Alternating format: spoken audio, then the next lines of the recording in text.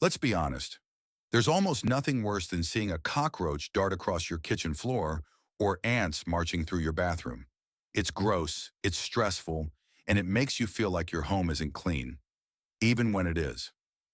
Now, most people grab a can of chemical spray, but let's be real. Those sprays stink. They can be toxic for kids and pets, and half the time, they don't even work as well as they claim. Plus, you end up spraying poison all over the same surfaces where you cook or eat. That's why this homemade cockroach and ant spray is such a total game changer. It's safe, cheap, effective, and the best part, you probably already have everything you need in your kitchen. Here's what you'll need: 1 cup of white vinegar, half a cup of water, 2 tablespoons of salt, and 1 tablespoon of dish soap. That's it.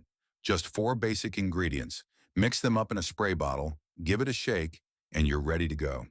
The reason this works so well is because vinegar throws off their scent trails.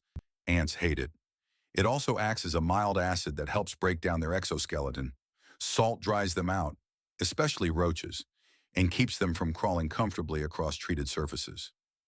Dish soap helps the solution stick to their bodies and suffocates them by clogging their breathing pores. Water helps thin it out just enough to be sprayed easily. So here's how to use it. Spray it directly on roaches or ants when you see them. Hit entry points like baseboards, door frames, and under sinks. Wipe down ant trails and spray behind your fridge, oven, or anywhere dark and warm where roaches love to hide. For ants, it's important to break their scent trails.